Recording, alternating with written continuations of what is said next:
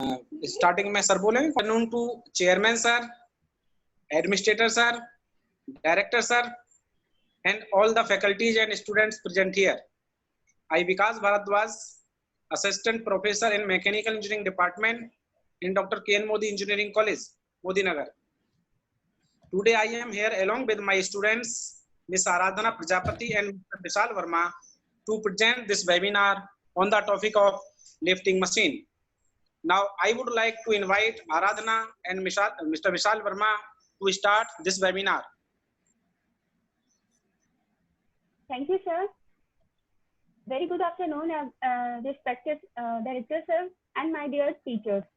I, Aradhana Prajapati from Muradnagar. I am pursuing diploma from Dr. K. N. Modi Engineering College.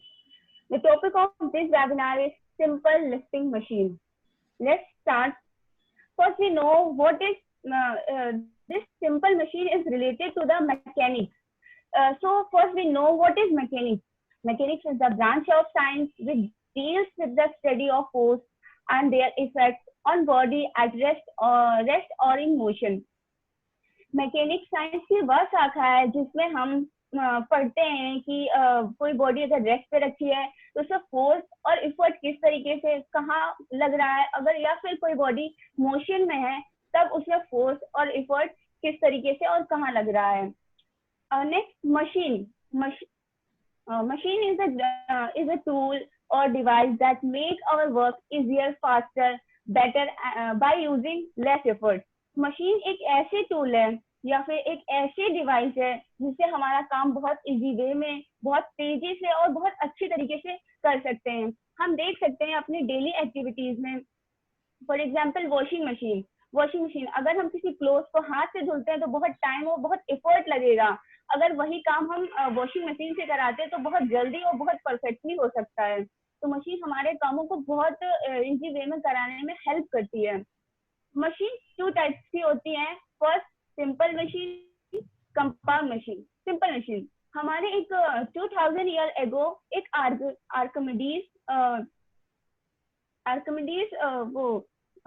Philosopher थे जिन्होंने हमें बताया था कि हमारे 3 सिंपल मशीन होती है. फर्स्ट लीवर होती है, सेकंड पुली और थर्ड स्क्रू है. चलिए पढ़ते हैं सिंपल मशीन क्या है और कैसे वर्क करती है. Simple machine which have few moving parts or no moving parts are called simple machine. Simple machine में या तो कुछ moving parts होंगे या तो बिल्कुल भी moving parts नहीं होंगे. हम उन्हें कह सकते हैं कि वो simple machine है, या फिर हम उसे ऐसे भी कह सकते हैं simple machine by which we can lift a heavy or very heavy load by applying a less effort is called a simple machine. Simple machine को हम कह सकते हैं कि हैवी से हैवी मतलब भारी से भारी सामान हम उठा सकते हैं और एक जगह से दूसरी जगह तक ले जा सकते हैं और बहुत कम एफर्ट लगा के. फॉर एग्जाम्पल आपको कोई हैवी लोड उठा के एक प्लेस से दूसरी प्लेस तक ले जाना है. आप जब उसे पुश कर रहे हैं तो आप वो उसमें आप फ्रिक्शन के अगेंस्ट काम कर रहे हैं, और फ्रिक्शन के अगेंस्ट काम कर रहे हैं तो आपको बहुत ज्यादा फोर्स लगाना पड़ रहा है. बट व्हील और एक्सेल ये काम हमारा बहुत इजी करा सकती है एक प्लेस से दूसरी प्लेस तक उस हैवी लोड को ले जाने में. वो कैसे? अगर हम व्हील में एक्सेल फिट कर दें तो हमारा जो फिर उसके बाद हम उसे उस हैवी लोड में लगा दें व्हील को, तो हम अपनी उस हैवी लोड को एक प्लेस से दूसरी प्लेस तक बहुत आसानी से ले जा सकते हैं. सिंपल मशीन के बहुत सारे एग्जाम्पल हैं, जैसे लीवर हो गया, व्हील एंड एक्सेल हो गया, gear and pulley. Next compound machine.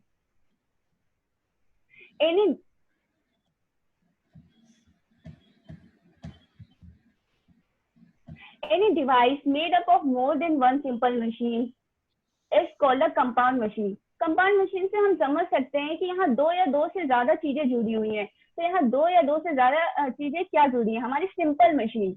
मतलब अगर हम 2 या 2 से ज्यादा सिंपल मशीन को ऐड कर देते हैं तो वो कंपाउंड मशीन बन जाएगी. तो हम कंपाउंड मशीन को कहाँ यूज करते हैं, हम लोग किस तरीके से यूज करते हैं? Compound machine are use to complicated work. बहुत कॉम्प्लिकेटेड वर्क के लिए हम लोग यूज करते हैं. रिपीटेटिव मतलब बार बार वो जो काम हो रहा है उसके लिए यूज करते हैं, या फिर बहुत डिफिकल्ट काम के लिए यूज करते हैं। For example, robot make computer chip. Means robot एक कंपाउंड मशीन है और वो कंप्यूटर की चिप बना रहा है। जो रोबोट है, कंप्यूटर की चिप बनाने का काम उसे दिया गया है। वो चिप एक चिप तो बनाएगा नहीं, मतलब बहुत सारी चिप बनाएगा। तो वो रिपीटेटिव, मतलब उस काम को बार बार कर रहा है। तो हम कंपाउंड मशीन का इस चीज के लिए भी यूज कर सकते हैं। हमारी कार्स हैं, बाइसिकल्स है, ये सारे कंपाउंड मशीन है। अगर हम इन पार्ट्स को खोल कर देखेंगे तो बहुत सारी हमारी सिंपल मशीन ऐड है।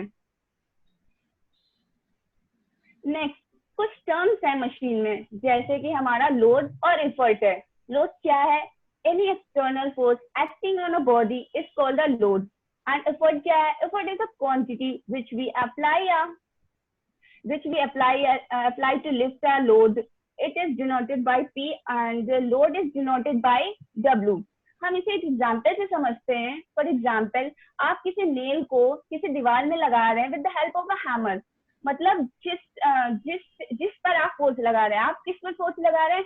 उस नेल पर लगा रहे हैं, तो वो हमारा लोड कहलाएगा। और जिससे लगा रहे हैं, आप हैमर से लगा रहे हैं, हैमर से आप एफर्ट लगा रहे हैं, तो वो हैमर हुआ आपका एफर्ट, कि आप एफर्ट लगा रहे हैं उस कील पे, उस नेल पर।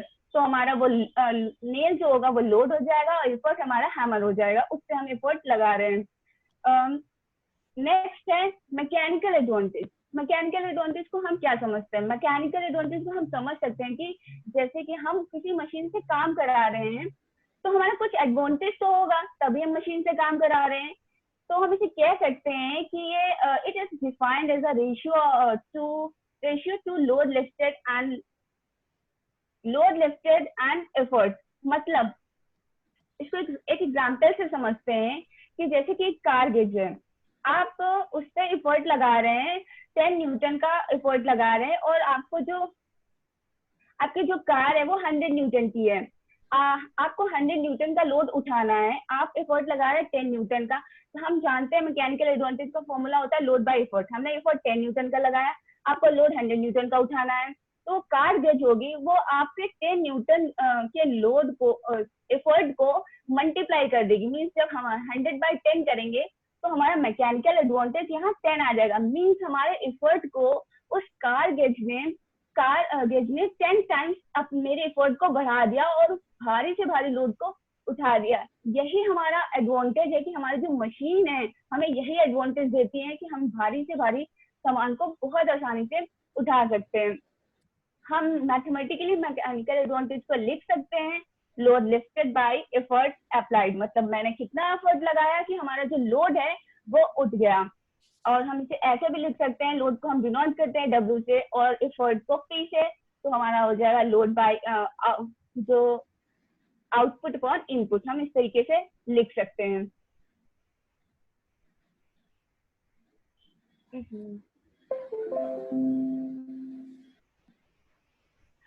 यहाँ मैकेनिकल एडवांटेज जो होगी वो ऑलवेज ग्रेटर देन 1 होगी। ग्रेटर देन 1 क्यों होगी? हम किसी मशीन से काम करा रहे हैं तो हम चाहेंगे कि हम एफर्ट कम लगाएं और जो हमारा एफर्ट कम लगाए और हमारा ज्यादा से ज्यादा लोड उठ जाए। तो इसी तरीके से तो हमारा जो इनपुट होगा वो कम होगा, आउटपुट ग्रेटर होगा। तो इन केस में हमारा mechanical advantage always greater than 1 होगा। अगर ऐसा केस है mechanical advantage is less than 1, means हम आउटपुट ज्यादा दे रहे हैं, मतलब 100 न्यूटन का हम आउटपुट दे रहे हैं उस मशीन को, मतलब उस लोड को, और हमें उठाना 10 न्यूटन का है। तो ऐसे केस में हमें मशीन की कोई जरूरत ही नहीं है। तो मीन्स हमारा output is greater than input is greater than output. In case में mechanical advantage is less than 1 हो जाएगा। नेक्स्ट हम पढ़ते हैं velocity ratio. It is a velocity ratio. It is the ratio of a distance moved by effort to the distance moved by load. Effort के द्वारा कितनी distance चली गई और लोड के द्वारा कितनी डिस्टेंस चली गई, उनके रेशियो को हम वेलोसिटी रेशियो कहते हैं। इसमें हम एक एग्जांपल लेते हैं। फॉर एग्जांपल, आप एक मतलब सीजर से आप किसी क्लोथ को काट रहे हैं।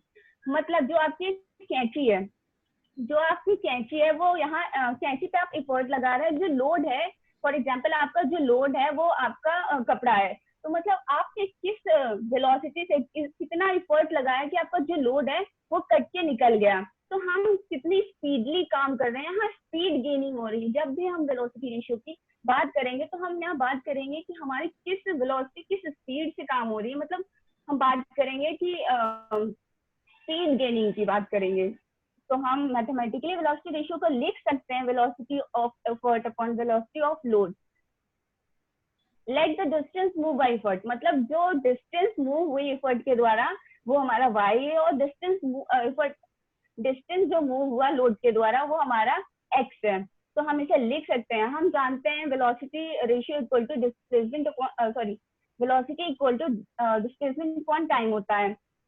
तो हम इसे लिख सकते हैं कि y बाई टी, जो y बाई टी है हमारा डिस्टेंस मूव बाय एफर्ट है y, और डिस्टेंस मूव बाय लोड है x। तो हम इसको लिख सकते हैं y बाई टी और x बाई टी। अब हम जानते हैं कि यहाँ y बाई टी और x बाई टी कैसे आया। टी जैसे कि आप उस क्लोथ को काट रहे हैं, आप सीजर चला रहे हैं, आप कपड़े को 2 सेकंड में काट रहे हैं, और ऐसा तो है नहीं कि जो आपका कपड़ा है कि 3 सेकंड में कट जाएगा। तो मतलब इसका मतलब यही हुआ कि आप जिस समय में जो काम कर रहे हैं उसी समय में होगा, इसीलिए y बाई टी और x बाई टी आया है। तो जब हम टी को कैंसिल आउट कर देंगे तो हमारा यहाँ एक डिराइव्ड फॉर्मूला आ जाएगा, velocity ratio equal to y by x means distance moved by effort upon distance moved by load. Next, output of a machine. It is the work done on a machine. Machine पर कितना काम हुआ उसको हम लोग output of a machine कह रहे हैं। फॉर एग्जाम्पल आपने कंप्यूटर से इनपुट किया, मतलब आपने कंप्यूटर में आपको सम करना है, आपने कंप्यूटर में कोई नंबर इनपुट किया, that is called the input of a machine. और जो कंप्यूटर ने सम करके दिया आपको, मतलब उसने ऐड किया जो हमें कंप्यूटर ने दिया, that is called the output of a machine. अब हम समझते हैं कि आउटपुट किसका, जो इनपुट है किसका प्रोडक्ट है। आउटपुट जो हमारा प्रोडक्ट है, it is equal to the product of effort and the distance move by effort. Means जो हमारा आउटपुट है प्रोडक्ट और कितना एफर्ट मूव हुआ उसका, और दोनों के प्रोडक्ट को हम लोग इनपुट कह रहे हैं। तो हम इसे लिख सकते हैं input equal to P into y. जो हमारा P है वो हमारा एफर्ट है, और जो हमारा डिस्टेंस मूव बाय एफर्ट है वो हमारा y है।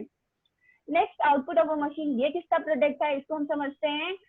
It is equal to the product of a load lifted and the distance move by distance travelled by load. ये उसका प्रोडक्ट है। Output equal to load into distance move by load, मतलब load और कितना load move हुआ उन दोनों के प्रोडक्ट को हम लोग आउटपुट कह रहे हैं। तो output equal to W into x हम लिख सकते हैं। तो जो हमारा लोड है वो हमारा W है, और जो x है वो डिस्टेंस मूव बाय लोड है। Next, mechanical efficiency. Mechanical efficiency से हम क्या समझते हैं, चलिए जानते हैं। It is the ratio of output of a machine to the input of a machine. मतलब ये एक रेशियो है, इनपुट और आउटपुट के मशीन का रेशियो है। इफिशिएंसी, मैकेनिकल इफिशिएंसी से हम समझ सकते हैं कि जो हमारी कोई मशीन है कितनी इफिशिएंट है किसी काम करने में। तो हम मैकेनिकल इफिशिएंसी को लिख सकते हैं output upon input into 100%। Efficiency को हम लोग परसेंटेज में दिखाते हैं, और हम एफिशिएंसी को लिख सकते हैं efficiency equal to W into x upon P into y. जो W हमारा लोड है और X हमारा डिस्टेंस मूव बाय लोड है, और P हमारा एफर्ट है, और Y हमारा डिस्टेंस मूव बाय एफर्ट है इंटू 100%। एफिशिएंसी कभी भी रियल मशीन की जो होती है 100% नहीं होती है। क्यों नहीं होती है? क्योंकि जब भी हम कोई काम करेंगे या फिर किसी मशीन को इनपुट 100% देते हैं तो वो कभी भी हमें आउटपुट में 100% नहीं देती है, क्योंकि कुछ फ्रिक्शनल लॉस में चला जाता है। उसकी वजह से हमारी जो एफिशिएंसी होती है मशीन की 100%, अगर हम इनपुट दे रहे हैं आउटपुट में हमें 100% नहीं मिलता है। But in case of ideal machine के केस में जो हमारी एफिशिएंसी 100% होगी, मतलब 100% एफिशिएंसी हमारी हो सकती है। मीन्स हमने जितना इनपुट मशीन को दिया उतना ही आउटपुट हमें मिलेगा। तो input equal to W into x, output into P into y. तो हम लिख सकते हैं जो हमारा इनपुट है W हमारा लोड है, और हमारा डिस्टेंस मूव बाय लोड जो है x है, इक्वल टू P हमारा एफर्ट है, और डिस्टेंस मूव बाय एफर्ट हमारा y है। तो अगर हम इसे अपॉन में लिखते हैं, डिवाइड के फॉर्म में लिखते हैं, तो हमारा W/P आ जाएगा। और हमारा जो उसको हम लिखते हैं तो Y/X, जो W/P है वो हमारा मैकेनिकल एडवांटेज है, और जो हमारा Y/X है वो हमारा वेलोसिटी रेशियो है। In case of ideal machine, mechanical advantage is always equal to the velocity ratio.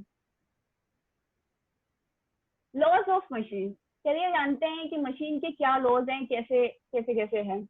Laws of machine show the relation between effort and load. जो लॉज ऑफ मशीन है हमें बताती है, हमें एक रिलेशन बताती है। किसमें बताती है रिलेशन? लोड और एफर्ट में हमें एक रिलेशन बताती है। इस ग्राफ से समझते हैं ये लॉज ऑफ मशीन क्या बताती है। हमने देखा है एक्स एक्सिस पे जो है वो लोड है, W हमारा लोड है, और वाई एक्सिस पे हमारा एफर्ट है। हमने इनिशियल से मीन्स हमारा, हम जो ओरिजिन से चलना शुरू हुए, मतलब हमने फोर्स लगाना शुरू किया, तो जो थोड़े से डिस्टेंस में हम P दिखा रहे हैं, मतलब जब हम फोर्स लगाएंगे तो जो बॉडी होगी हमें भी तो अपोज करेगी, जितना अपोज कर सकती है वो बॉडी हमें अपोज करेगी, फिर उसके बाद वो मोशन में आ जाएगी। फिर जो जितना वो अपोज कर रही है उसको मैंने C से दिखाया। जो C है हमारा फ्रिक्शनल लॉस में, मतलब फ्रिक्शनल लॉस में कितना खर्च हुआ उस इस ग्राफ में मैंने वो शो किया है। और y इंटरसेप्ट, एक स्ट्रेट लाइन आई, जब बॉडी मूव करने लगी तो एक स्ट्रेट लाइन का ग्राफ आया है। उसकी इक्वेशन है P = mw + c। जो हमारा P है वो हमारा एफर्ट है, m हमारा स्लोप ऑफ लाइन है, और w हमारा लोड लिफ्टेड है, कितना लोड लिफ्ट हुआ, और हमारा जो C है वो फ्रिक्शनल लॉस है। हमने आपको बताया in case of mechanical ideal machine में फ्रिक्शनल लॉस होता ही नहीं है। तो यहाँ एक स्ट्रेट लाइन का ग्राफ आ जाएगा, जैसे मैंने दिखाया है। एक्स एक्सिस पे आपका लोड है, वाई एक्सिस पे आपका एफर्ट है, तो एक स्ट्रेट लाइन आ गई है। इसकी इक्वेशन कुछ इस तरीके से है, P = mw। हमारे यहाँ C नहीं आया, C इसलिए नहीं आया क्योंकि यहाँ कोई फ्रिक्शनल लॉस नहीं है, तो इसका ग्राफ एक स्ट्रेट लाइन आ जाएगा। Next, I want to call my friend Vishal to continue. Thank you, Aradhana. Thank you very much. Good afternoon, Director Sir, and all my teachers and my friends. I am Vishal Verma, mechanical first year from Dr. Kedarnath Engineering College. तो जो कि आज हम machines के बारे में बात कर रहे हैं, तो मशीन का काम ये होता है कि जैसे कि आराधना ने बताया कि बहुत कम एफर्ट लगा के, बहुत कम हम उस पर वर्क करके उससे ज्यादा वर्क ले सकते हैं। मतलब किसी भी वेट को लिफ्ट करना है तो उस पर इतना कम एफर्ट लगाए कि हमारा जितना भी वेट है, मैक्सिमम से मैक्सिमम वेट है, तो वो कम एफर्ट में भी लिफ्ट हो सकता है। अब हमारे यहाँ पे कुछ इंपॉर्टेंट लिफ्टिंग मशीन्स हैं। जैसे कि लिफ्टिंग मशीन से पता चल रहा है कि वेट को लिफ्ट करना, जो हमारी मशीन्स हैं, ये कुछ मशीन्स हैं जो हैवी से हैवी वेट को कम एफर्ट में भी लिफ्ट करा सकती हैं। Simple screw jack, differential screw jack, simple bomb wheel, simple wheel and axle, और differential wheel and axle. Aradhana next करो। सिंपल स्क्रू जैक, सबसे पहले हमारा सिंपल स्क्रू जैक है। पहले हम इसके पार्ट्स के बारे में बात करते हैं, इसमें क्या क्या पार्ट्स होते हैं और कौन सा पार्ट कहाँ पे फिक्स होता है, फिर इसकी वर्किंग के बारे में बात करेंगे। तो फर्स्ट पॉइंट है, simple screw jack consist of a nut in the form of the jack body and a square thread screw is,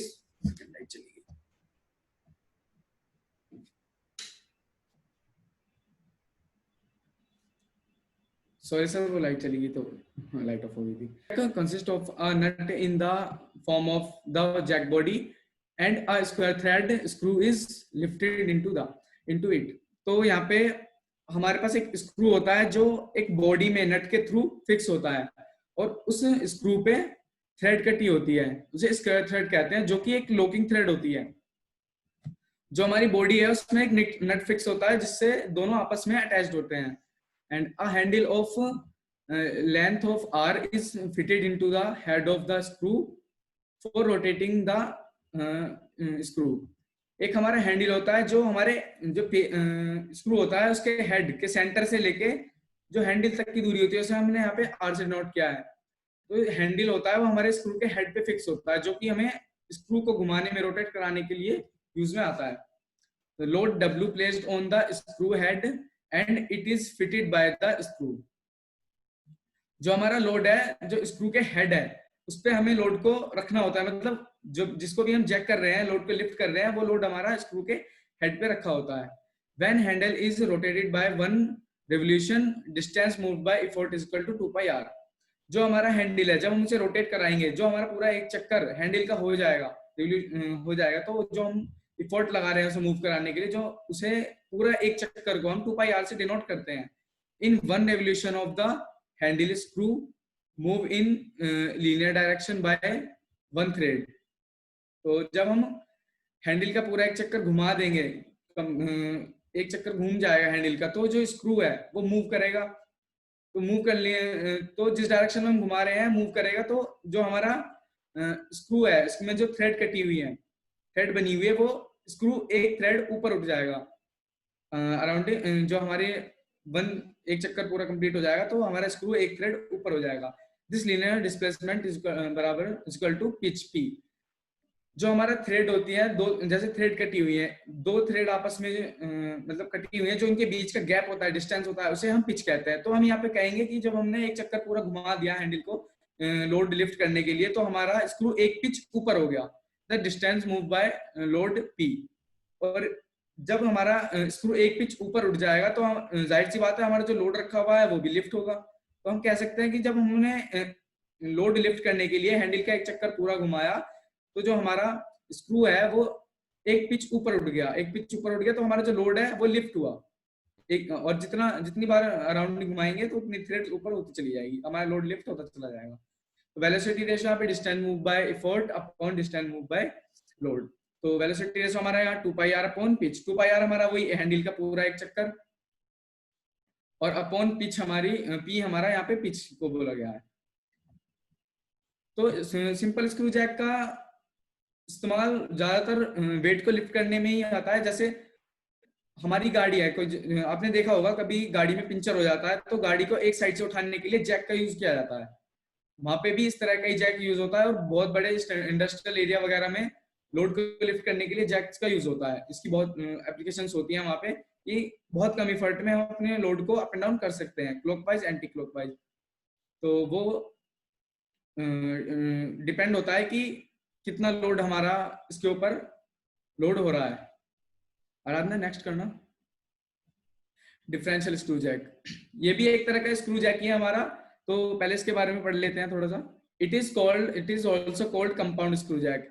इसे हम कंपाउंड स्क्रू जैक भी कहते हैं. कंपाउंड स्क्रू जैक इसलिए कहते हैं क्योंकि इसमें ये दो मशीनें मिलकर एक स्क्रू जैक बना रही है, मतलब दो स्क्रू मिलकर एक स्क्रू जैक बना रहे हैं. तो यहाँ पे दो मशीनें काम कर रही हैं, तो इसलिए हम इसे कहेंगे कंपाउंड स्क्रू जैक. जैसे दो मशीनें मिलकर एक मशीन बनाती है तो उसे हम कंपाउंड मशीन कहते हैं, या फिर कई सारी मशीनें जो एक मशीन के अंदर वर्क करती है तो उसे कंपाउंड मशीन कहते हैं. इसी तरह यहाँ पर कंपाउंड स्क्रू जैक है. इसमें दो तरह के स्क्रू होते हैं, और जो भी चीजें आपस में दो मशीनें मिलकर बनाए उसे कंपाउंड स्क्रू जैक या फिर कंपाउंड मशीन कहते हैं. Working principle of differential screw jack is same as simple screw jack. जो हमारा सिंपल स्क्रू जैक था और जो हमारा डिफरेंशियल स्क्रू जैक है, दोनों में एक ही प्रिंसिपल वर्क करता है. It has two screw A and screw B. इसमें दो स्क्रू होते हैं, एक हमारा स्क्रू ए जो कि बिग स्क्रू होता है, और एक स्क्रू बी होता है जो कि एक छोटा स्क्रू होता है. Screw A is big and has internal and external thread. जो हमारा स्क्रू ए है, बड़ा वाला स्क्रू, उसमें बाहर की तरफ भी चूड़ियां कटी होती हैं और अंदर की तरफ भी चूड़ियां कटी होती हैं. External thread of screw A is squared and वो screwed with body of jack. जो हमारा जो बड़ा वाला स्क्रू होता है, स्क्रू ए, उसमें एक्सटर्नल थ्रेड होती है, वो बॉडी से कसा हुआ होता है, मतलब बॉडी के साथ अटैच रहता है. जिस बॉडी पे टिक कर वो वर्क करेगा, मतलब रुक कर वर्क करेगा. Small screw B has internal thread on, sorry यहाँ पे थोड़ा सा मिसप्रिंट है. Small screw B has external thread only and which engage with the internal thread of screw A. जो हमारा स्क्रू बी है, छोटा वाला स्क्रू, वो उसमें बाहर की तरफ चूड़ी कटी होती है. सिर्फ वो इसलिए कटी होती है ताकि जो हमारा स्क्रू ए है, बड़ा वाला स्क्रू, उसके साथ फिक्स रहे, क्योंकि स्क्रू ए में हमारी बाहर भी चूड़ियां होती हैं, अंदर भी चूड़ियां कटी होती हैं. तो जो स्क्रू बी है उसमें सिर्फ बाहर की तरफ चूड़ियां कटी होती है, जिससे कि वो बड़े वाले स्क्रू के साथ फिक्स हो जाए, आसानी से उसमें चला जाए. नेक्स्ट करना Aradhana. Handle is attach to the big screw. जो हमारा हैंडल है, जो रोटेशन के लिए हमें इफर्ट लगाने के काम आएगा, वो हमारा बड़े वाले स्क्रू के साथ फिक्स होता है, जो कि बॉडी से अटैच रहता है। तो direction of external threads of both square V screw are same. जो हमारी बाहर वाली चूड़ियां कटी होती हैं दोनों स्क्रू पे, वो सेम डायरेक्शन में होती हैं। Therefore, when the screw rise, then the screw B come down. जब हम स्क्रू जैक को वर्क करवाते हैं, यानी कि जो बड़ा वाला स्क्रू है उसको घुमाते हैं क्लॉकवाइज ऊपर की तरफ वेट को जैक करने के लिए, तो जो हमारा स्क्रू बी है वो उसमें एक्सटर्नल थ्रेड होती है, जिसकी वजह से जब हमारा स्क्रू ए ऊपर की तरफ चलेगा तो स्क्रू बी ऑटोमेटिक नीचे की तरफ आएगा थ्रेड्स की वजह से। Let length of handle are equal to R, pitch of big screw A is equal to PA, pitch of small screw B is equal to PB।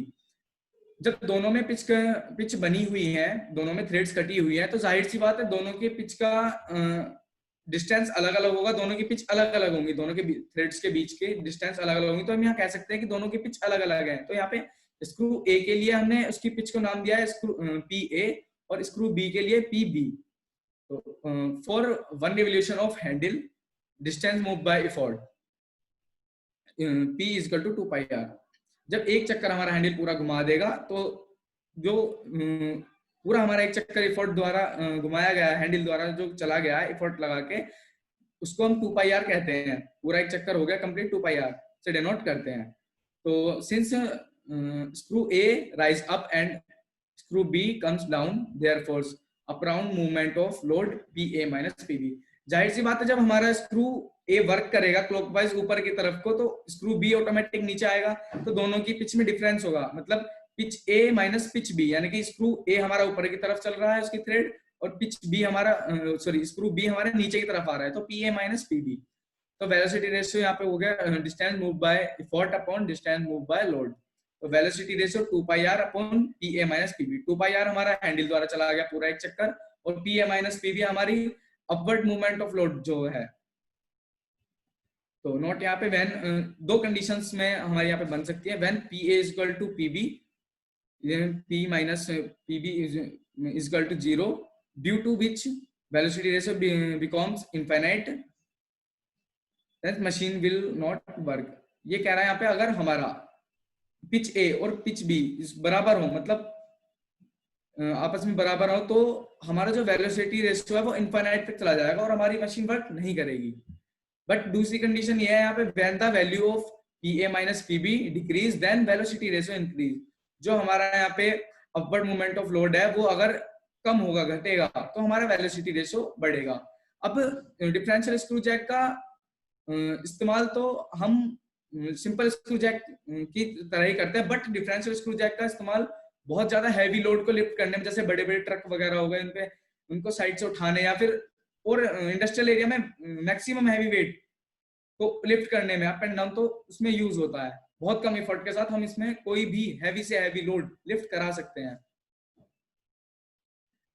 Simple worm and worm wheel, ये भी एक तरह की बहुत अच्छी lifting machine है, but यहाँ इसमें क्या है, ये एक तरह की व्हील पे वर्क करता है। पहले इसके पार्ट्स जान लेते हैं, इसमें कौन कौन से पार्ट्स होते हैं, और फिर इसकी वर्किंग बताएंगे। It is consists of a screw thread which is known as worm wheel। इसमें एक स्क्वायर थ्रेड कटी होती है, इसमें एक शार्प लगी होती है जिसमें स्क्वायर थ्रेड कटी होती है, वही जिन्हें हम लॉकिंग थ्रेड भी बोलते हैं, जो कि एक तरह से लॉकिंग थ्रेड्स के रूप में उपयोग करते हैं, नोन एज वर्म व्हील, उसे हम वर्म कहते हैं। And it is connected with the toothed wheel which is called worm wheel. इसके साथ एक गेयर जैसी गरारी आप लोगों ने देखी होगी, गरारी होती है इसमें दांते कटे होते हैं, एक तरह का पहिया टाइप, वो इसमें वर्म के साथ अटैच होती है, जिसे हम वर्म व्हील कहते हैं। Worm wheel is a screw gear, इसमें यही बता रहा है कि एक तरह की गियर होती है, whose teeth are connected with the thread of worm, जो कि वर्म से कनेक्टेड होती है टीथ के according. And effort wheel A is also connect on the same shaft upon which worm is mounted। तो हमारा यहाँ पे एक इफोर्ट व्हील होता है, उसी शाफ्ट से कनेक्ट होता है जिसपे वर्म बनी होती है, तो उस इफोर्ट व्हील का काम क्या होता है, इफोर्ट क्रिएट करना, मतलब जिससे हम इफोर्ट लगा रहे हैं वेट लिफ्ट कराने के लिए, तो वो भी उसी शाफ्ट से कनेक्ट होता है जिसमें वॉर्म बना हुआ होता है. A rope is arounded over the effort wheel whose one end is fixed on the wheel A and the other end is free thought which effort is applied. इस पे जो हमारा इफोर्ट व्हील है, जिसे हम इफोर्ट व्हील कह रहे हैं, उस पे एक रस्सी लिपटी होती है जो कि जिसका एक सिरा वो इफोर्ट व्हील से कनेक्ट होता है और दूसरा सिरा फ्री होता है इफोर्ट लगाने के लिए, जिससे हम उसे रोटेट कराएंगे, इफोर्ट लगा के रोटेट कराएंगे. तो वो वर्क इस तरह करती है कि हमें उस रस्सी पे इतना इफोर्ट लगाना है कि वो पूरा एक चक्कर घूम जाए, जिससे वॉर्म कनेक्ट जो हमारा इफोर्ट व्हील है पूरा एक चक्कर घूम जाए. आराधना नेक्स्ट पेज करना एक बार. हाँ. A load drum is attached with the worm wheel. A rope is around over the load drum. जो हमारा वॉर्म व्हील है उससे एक ड्रम कनेक्ट होता है जिसे हम लोड ड्रम कहते हैं, जिसपे हम जिसके थ्रू लोड को लिफ्ट कराते हैं. वो अटैच रहता है हमारा वॉर्म व्हील से. किस तरह अटैच रहता है, वो इस तरह से फिक्स किया जाता है ताकि हम किसी भी लोड को लिफ्ट कराएं, जब इफोर्ट लगाएं तो वॉर्म के थ्रू वो लोड लिफ्ट हो हमारा. तो उसके लिए उसपे एक and is fixed on the load drum and the other and load is attached. उसपे भी एक रस्सी लिपटी होती है जो जिसका एक सिरा ड्रम से कनेक्ट होता है और दूसरा सिरा लिपटने के बाद दूसरा सिरा फ्री होता है जिसमें हम लोड लिफ्ट करेंगे, जिससे बांध के हम लोड को उठाते हैं. बहुत बड़े इंडस्ट्रियल एरिया में ये चीज बड़े उस पे होती है, तो वहां पे चैन का यूज किया जाता है या फिर मोटी जो रस्सियां होती हैं उनका यूज किया जाता है. इसका वर्क एक बार डायग्राम को आराधना डायग्राम खोल दो एक बार. वॉर्म व्हील है, यहाँ पे वॉर्म व्हील है. इसका वर्क कैसे, ये वर्क कैसे करता है, जब हम इफोर्ट व्हील पे इफोर्ट लगाते हैं, पूरा एक चक्कर घुमाते हैं, जो इफोर्ट लगाया जब पूरा एक चक्कर अराउंड हुआ हमारा घूम गया, तो उसे हम 2πr से डिनोट करेंगे. यहाँ पे 2πr से डिनोट करेंगे. तो जब वो उसी शॉप से कनेक्टेड है जिसमें हमारा वॉर्म अटैच है, वॉर्म के साथ हमारा वॉर्म व्हील अटैच है, तो वॉर्म व्हील में हमें नहीं पता कि कितने दांते होते हैं, लेकिन जब हमारा इफोर्ट लगाने के बाद पूरा एक चक्कर घूम जाएगा, तो जब वॉर्म वर्क करेगा तो वॉर्म व्हील एक दाता आगे बढ़ जाएगा, यानी कि हमारा वेट थोड़ा सा लिफ्ट होगा. वो एक दाता इसलिए आगे बढ़ता है क्योंकि बहुत सारे दाते होते हैं, हमें पता नहीं कितने दाते हैं, बट हम कम इफर्ट लगा रहे हैं और लोड हमारा बहुत ज्यादा है. मान लीजिए हमने यहाँ पे 6 किलो लोड लटका दिया और हमें इतना इफर्ट लगाना है, 1 किलो से भी कम इफर्ट में ये लोड हमारा लिफ्ट हो जाएगा. इतना इफर्ट लगाना है कि वो लोड लिफ्ट हो.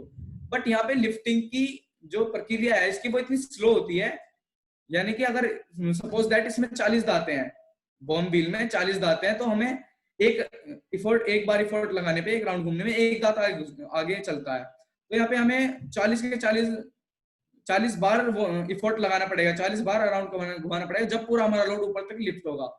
बट हमें पता नहीं है कि यहाँ पे कितने दाते हैं. तो यहाँ पे अगर पूरे 40 दाते घूम जाती हैं, जो हमारा वॉर्म व्हील है पूरा राउंड होता है, जहां से शुरू हुआ वहां तक पूरा, तो हम उसे 2πr से डिनोट करेंगे. बट ऐसा नहीं होता, हम जितना एफर्ट लगा रहे हैं, एक राउंड घुमा रहे हैं, तो वो एक दाता ही आगे होगा, यानी कि थोड़ा सा ऊपर होगा. अब मान लीजिए हमने यहाँ पे 6 किलो लोड लटका दिया और इफर्ट चाहिए हमें कम से कम इफर्ट में उसे लिफ्ट कराना है. तो यहाँ पर मैक्सिमम इफर्ट हमारा 300 ग्राम हमने टांग दिया. यहाँ पे 300 ग्राम में एक चक्कर घुमा, हमारा लोड लिफ्ट हुआ, एक दाता वॉर्म व्हील घूम गया, आगे चला गया.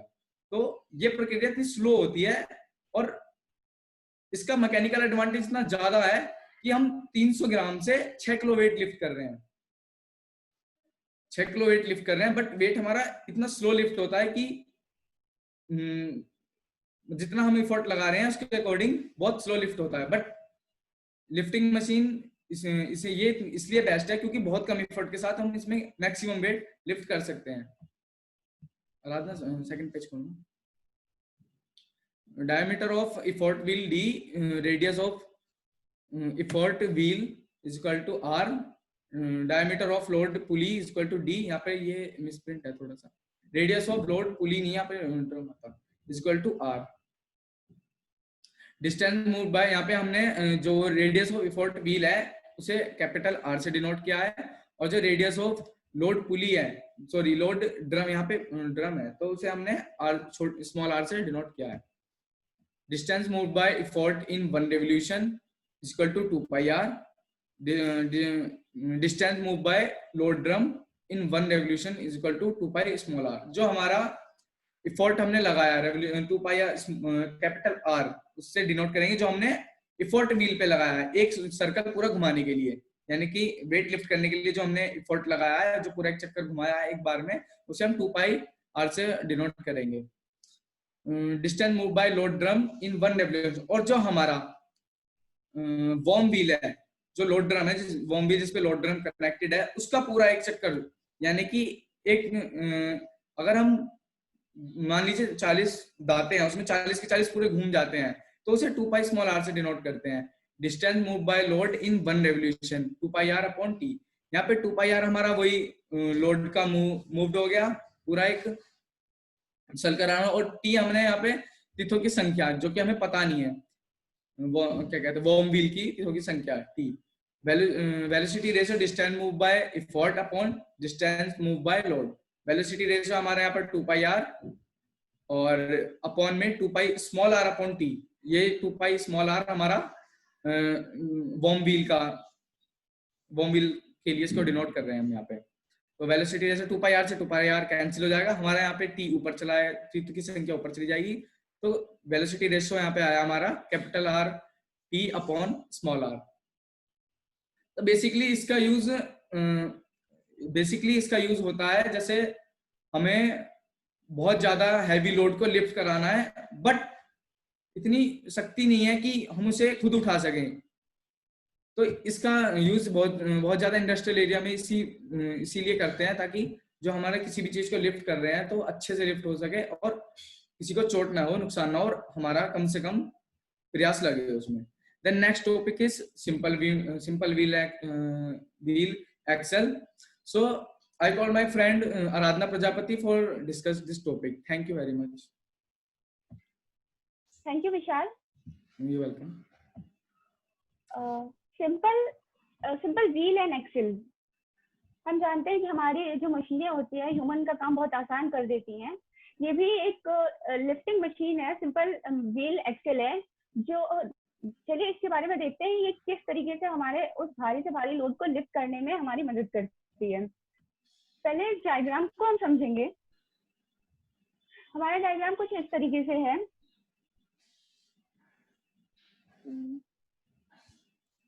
ये हमारा डायग्राम है जिसमें एक रॉड लगी हुई है. उस रॉड पे एक व्हील अटैच्ड है.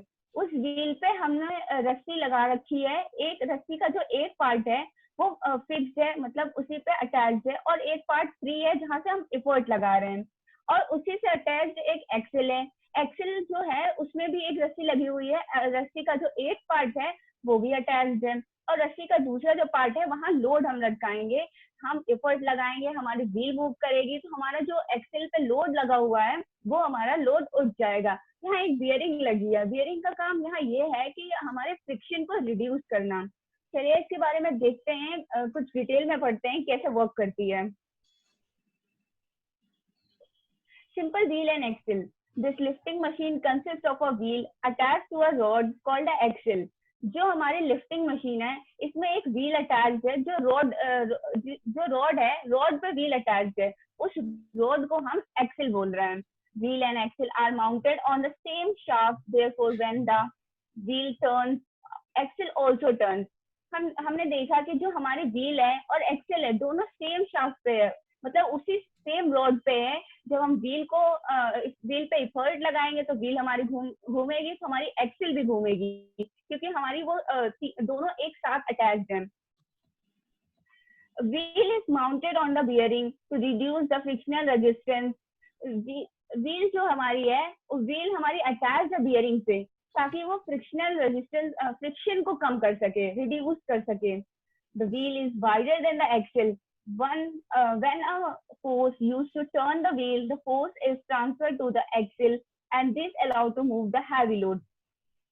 Means जो हमारी व्हील है वो बहुत चौड़ी है एक्सेल से, और हमारा जो व्हील का जो एक पार्ट है वो एक पार्ट है वहां जो है हवा में लटकी हुई है जहां से हम एफर्ट लगा रहे हैं, और जो रस्सी का एक पार्ट है वो तो उसी पे अटैच्ड है उसी व्हील पे. जब वहां से हम इफर्ट लगाएंगे तो हमारा जो व्हील होगा वो मूव करेगा और फोर्स को ट्रांसफर करेगा ताकि उस लोड को उठा सके. A string is wound to a axle. One end of this string carry a load to be lifted up and other end fixed on a axle. हमने आपको अभी बताया कि जो हमारे व्हील है, व्हील पे हमारी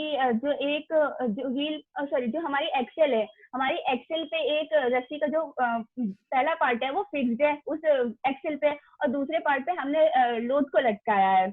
Another string is wound in the opposite direction on the wheel.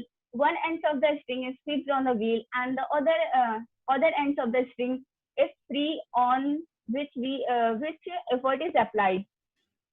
Means हमने अभी आपको बताया कि जो व्हील है, व्हील पे भी एक रस्सी लपेटी गई है, जो एक रस्सी का पार्ट है जो फ्री है और दूसरा अटैच्ड है, मतलब उसी पे लपेटी गई है, फिक्स्ड है वो रस्सी.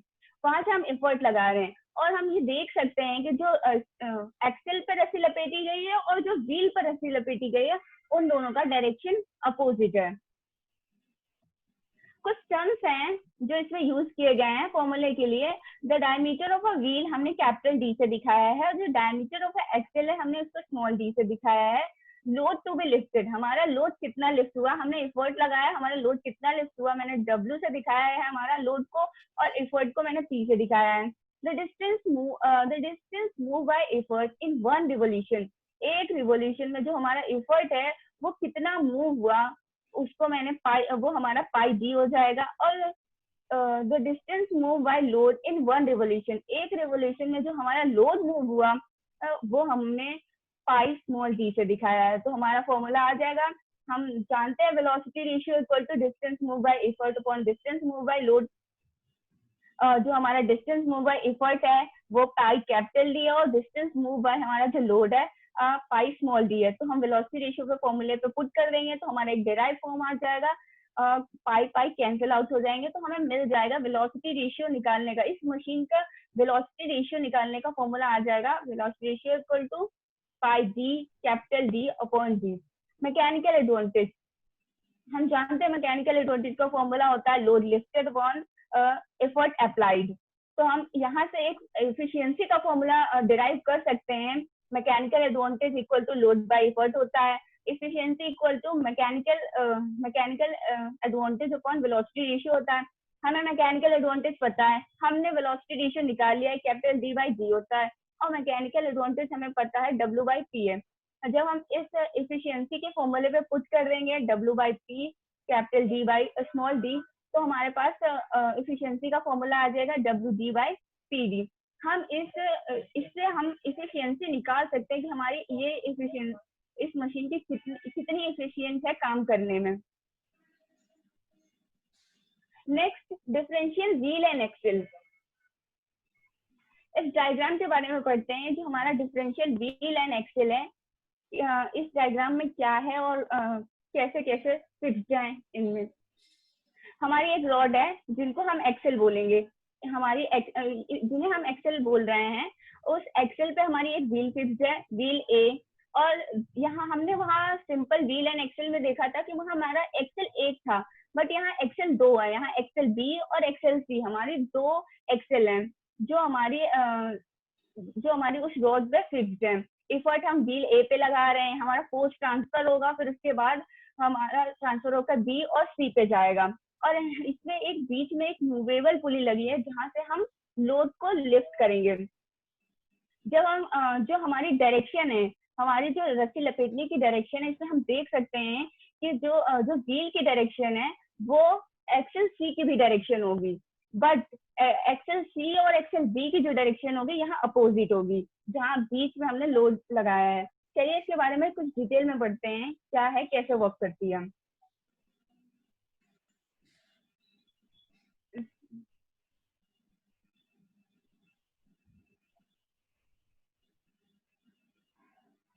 Differential wheel and axle. It is improve form of simple wheel and axle. मतलब हम लोगों ने जो सिंपल व्हील एंड एक्सेल था उसमें कुछ इम्प्रूवमेंट करके डिफरेंशियल व्हील एंड एक्सेल बनाया. मतलब उसमें एक्सेल हमने देखा था 1 थी और यहाँ एक्सेल 2 है, तो मैंने कुछ इम्प्रूव करके डिफरेंशियल व्हील एंड एक्सेल को बनाया है.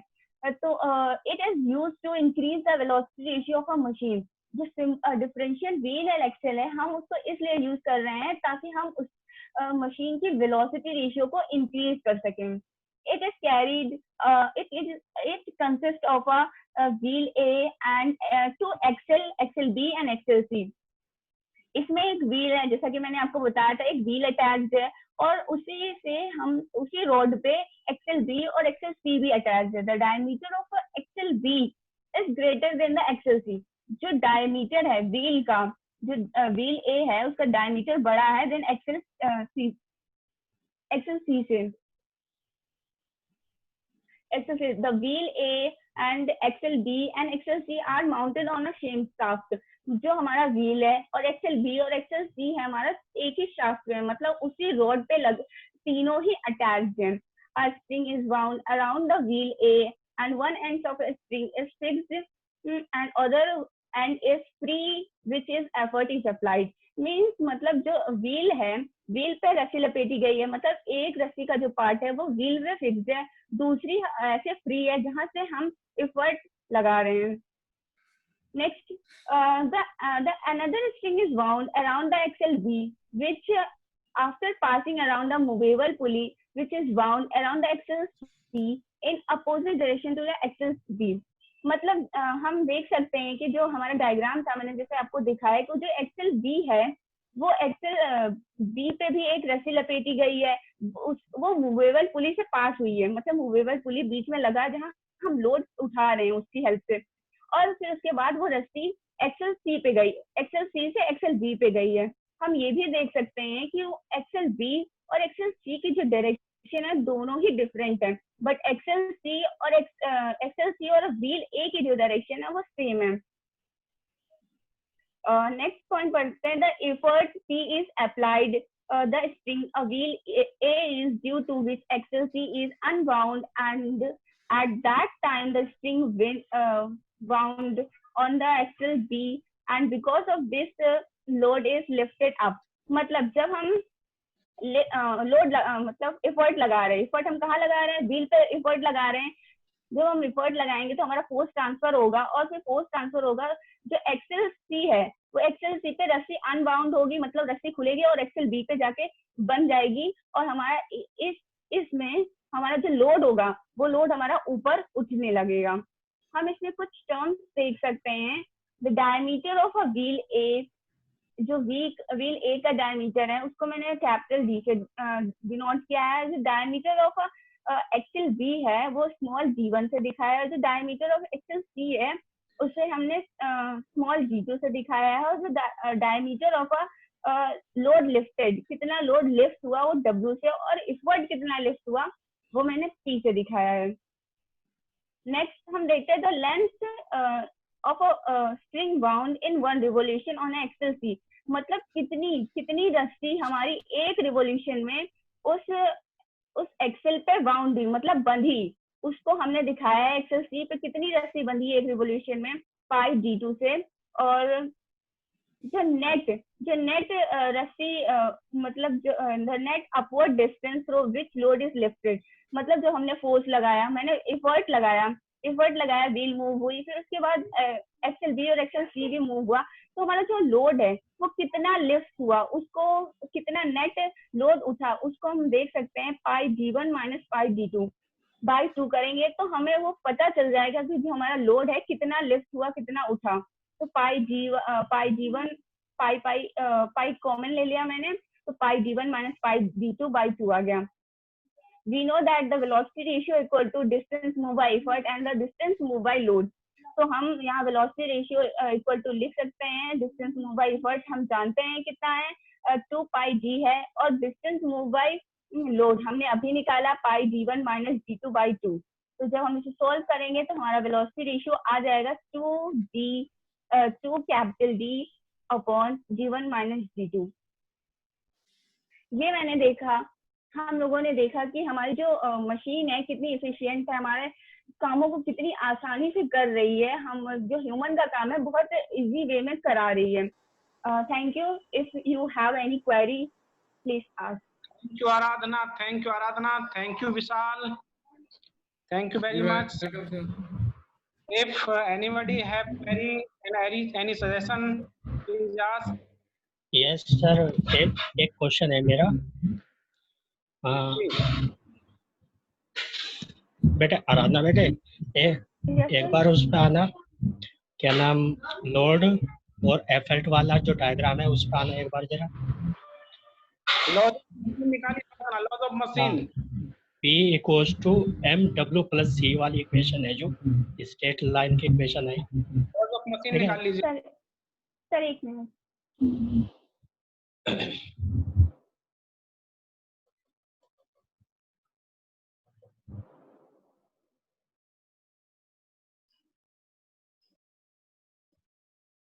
हाँ ये वाली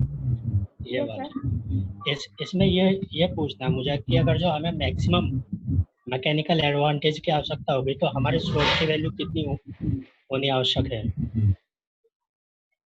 मैक्सिमम, हाँ मैक्सिमम मैकेनिकल एडवांटेज के लिए स्लोप की कितनी वैल्यू होगी? सर स्लोप की वैल्यू, हाँ मैक्सिमम मैकेनिकल एडवांटेज के लिए।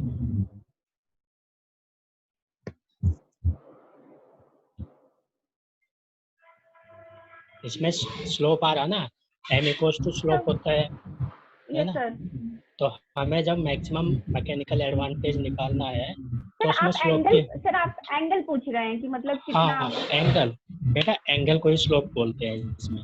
हाँ yes sir, sorry sir, 45 degree, 45 है।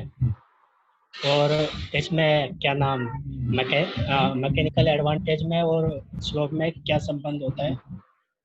मैक्सिमम के लिए मैकेनिकल एडवांटेज और स्लोप में क्या संबंध होता है जब मैक्सिमम मैकेनिकल एडवांटेज आता है?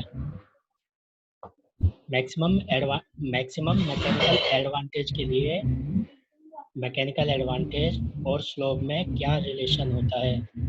मैकेनिकल एडवांटेज का रिलेशन होता है लोड बाय एफर्ट से होता है। Mechanical advantage, if we have to find out the value of mechanical advantage, then find out with the value of load lifted to the value of effort required.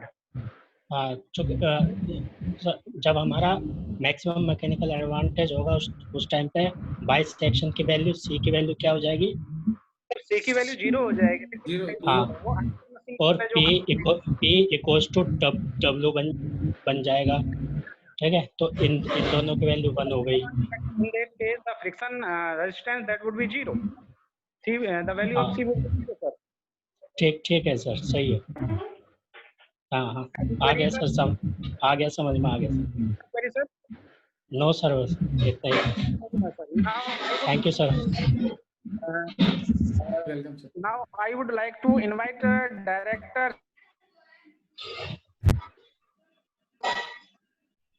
Hello. जी, thank you Vikas ji giving me the opportunity to interact with your students and this webinar. Actually, really it was very good. It was a good experience to see the student of KNMEC in so good form. The PPT was very informative and detailed to the subject and well represented by both the student Aradhana and Vishal in the guidance of Vikas ji. Aradhana, आप हैं यहीं पे? मैं भी एक question आपसे करना चाहता हूँ। जो सिंपल व्हील एक्सल आपने बताया उसका कोई लाइव एग्जांपल बता सकते हैं? सर सिंपल व्हील और एक्सल का हम लोग यूज करते हैं, जैसे कि डंबल होता है, हम लोग जिम्स में जो डंबल्स होता है वो भी उसमें एक रॉड फिक्स होते हैं, किनारे किनारे जो व्हील्स होती है वो भी सिंपल व्हील एंड एक्सल होती है। तो हम लोग साइकिल्स में भी यूज करते हैं, जो साइकिल में होता है उसमें भी हम simple wheel and axle use करते हैं। अच्छा, एक आपने देखा होगा शटर उठाने के लिए हम यूज करते हैं, छोटा सा हैंडल होता है, कई बार जो सिंपल शॉप्स होती हैं उनमें शटर होता है लगा हुआ, तो उसको हम उठाते हैं, छोटा सा हैंडल लगाते हैं, उसको शिफ्ट करते हैं तो वो शटर ऊपर उठने लगता है ऑटोमेटिकली। वो कौन सा लिफ्टिंग मशीन है? वो जो आपने 4 कैटेगरी अभी बताई हैं, इसमें कौन सी कैटेगरी है वो?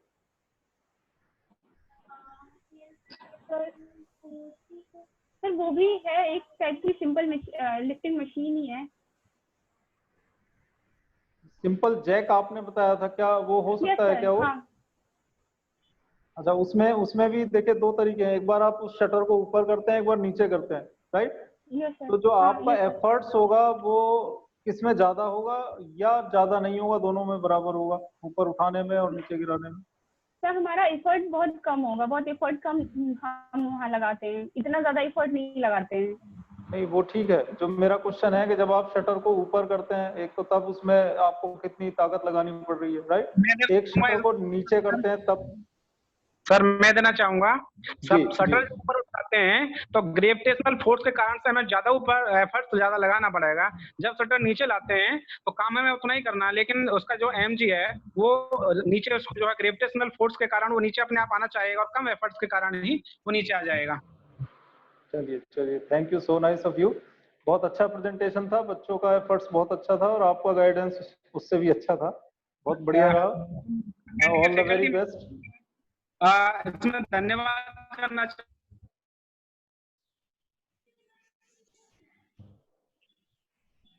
हेलो रवि कुशवाहा इसमें सर, उनका धन्यवाद करना चाहूंगा सर। जी जी, सभी को बहुत बहुत धन्यवाद, बहुत अच्छा वेबिनार था, thank you so much, thank you.